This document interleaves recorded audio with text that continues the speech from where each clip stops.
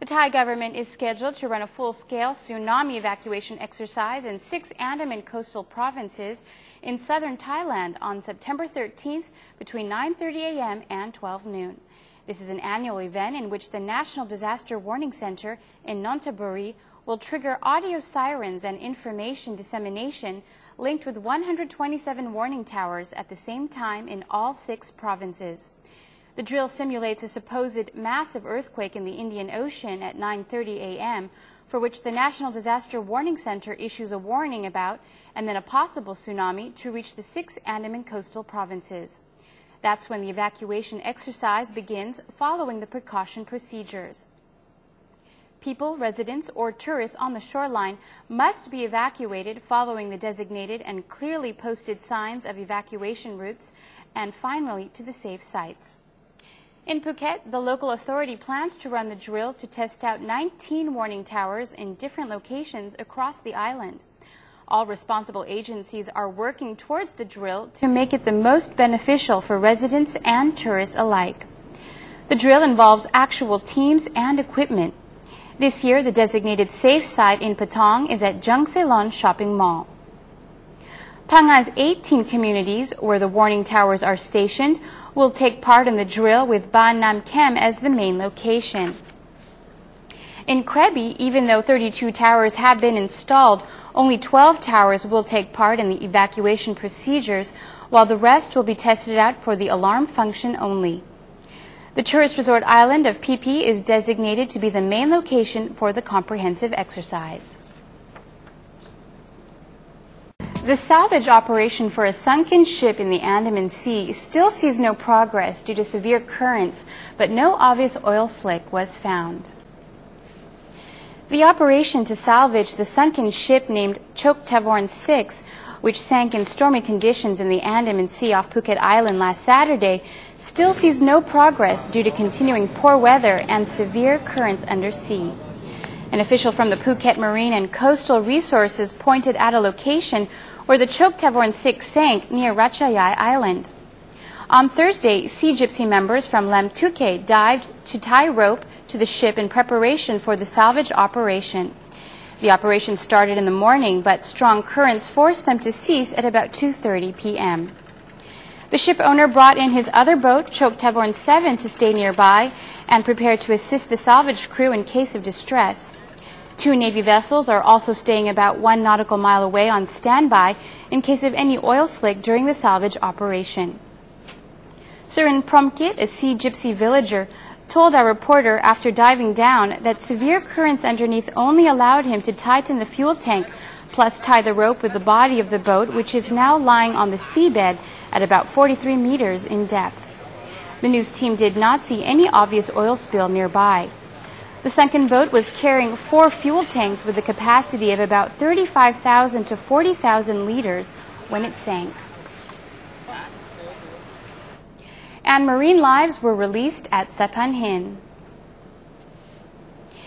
840,000 marine life were released in the sea at Phuket Bay off Saphan Hin and a nearby mangrove on Friday. They comprised sea bass and baby shrimps. Some crabs were also released on the beach. The activity was arranged by the Thailand Tobacco Monopoly from Bangkok in conjunction with the Office of Phuket City and the Fisheries Office under the Global Care Program. It aims at adding marine life to promote fertile ecological systems in the Andaman Sea, as well as support the local fishing occupation. A public seminar titled Sustainable Benefits from Thai Oceans was also held. It was a forum where officials, local fishermen, and residents shared their ideas and suggestions towards sustainable resources management. And for more good news, Phuket Airport will see at least 20 more daily flights in the upcoming high season. Starting this high season in November, Phuket will receive at least 20 more flights per day in addition to the usual 100 flights, the airport manager Pratung Sornkam announced. He further explained that Qatar Airways, Emirates, and Etihad, which are premier airlines, will begin direct flights to Phuket, bringing in Middle Eastern passengers from October 10th onwards. Middle East holidaymakers are usually high-end with spending power, he said. Pratung also mentioned that flights from Russia and China increased after the political situation in Thailand improved. Korean tourists are another promising market for Phuket, judging from the number of flights and passengers through the airport, he concluded. And Promethep Cape gets a new restroom. Visitors to Promethep Cape, Thailand's famous sunset viewpoint, will be more comfortable with a new facility built and ready for service, a public restroom. The new facility is constructed with 3.8 million baht fund under the Department of Tourism, which received a budget under the government stimulus package SP1. The new facility will better serve tourists at the viewpoint. A senior official from the Ministry of Tourism and Sports came down for a handover ceremony to the local government, Rawai Municipality. The municipality will manage and carry out maintenance work. The Rawai Mayor, Arun Soros, pledged to make sure that the restrooms will always be kept clean and in good condition. And a community land title deed operation is in progress, with a team carrying out a survey and making inspections at proposed locations. A subcommittee to survey and check out areas proposed for the issuance of a so-called community land title deed this week carried out their tasks in Phuket. The subcommittee is led by Mr. Saksin Patjakapat, an advisor to a minister to the Prime Minister's office, and comprise related officials plus community representatives.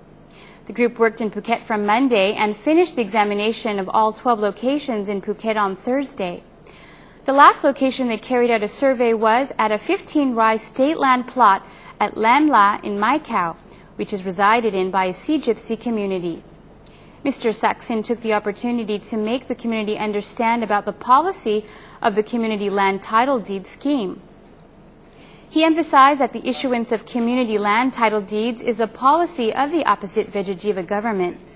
The scheme aims to solve land disputes between state agencies and villagers living on state land and resolve the housing problems for people. This team collects the information, rechecks the survey and the community's commitment in protecting the proposed plot of land from being further encroached upon. All the data will then be submitted to the Community Land Title Deed Office and passed on to the National Committee, chaired by the Minister to the Prime Minister's Office, Satit Wongnongtoy. Phuket is the pioneer location which the subcommittee visited and collected data. They have now moved to Ranong before going to Suratani and Trang. They have to screen 85 communities across the country, and 49 of them are in southern Thailand. Under the legislation, such title deeds will be granted to communities instead of individuals. Communities would be unable to sell the land. 30 locations nationwide will be screened to grant community land title deeds as a pilot project. And the construction of Phuket's second incineration plant commenced and is expected to be open for service by the end of next year. A private firm has now begun construction work for a second incineration plant in Phuket City, according to an official from the Office of Phuket City. Prachum Surya, head of environmental work, Phuket City Municipality, reported that the contractor was preparing construction, including land development, foundation piling, area survey, electricity system removal, temporary offices, and worker accommodation. The new facility costs 940 million baht to build and is expected to be completed by December next year. Prachum further states that at present his office has to deal with 500 tons of waste per day, while the existing incineration plant has a capacity of 250 tons of waste for disposal. The rest is still going to a landfill. He expects the plant will run for just over a year more. And finally, in local news, Phuket entertainment operators push for revocation of zoning regulations and extension of closing times. In an attempt to resolve the dragged-on issue of zoning and so-called unrealistic closure hours for entertainment businesses in tourist areas, the Phuket authorities held a meeting on Wednesday, September 8th, with the business operators. The meeting was chaired by Vice Governor Niwit Aronrat and attended by representatives of entertainment operators in Phuket. The Vice Governor explained that he wanted to listen to the business people's difficulties and suggestions, which should lead to ways out. Phuket imposes rules for 2 zones for entertainment bars and clubs in Karon and Patong. They discuss 2 main issues: revocation of the zones and extending the service hours for the businesses. There are 313 registered businesses, which account for less than 50% of the actual businesses in operation, meaning most are not controlled and not in line with promotion of tourism. As for the present closing time of 1 a.m., the businesses see it as an unrealistic way, as many foreign tourists like to use the services later at night, especially in Patong, according to the surveys. When the businesses close at 1 a.m., the guests move on to the beach, which causes problems such as crime. Meanwhile, the Phuket Cultural Office is also of the opinion that karaoke bars need better proper registration as entertainment areas.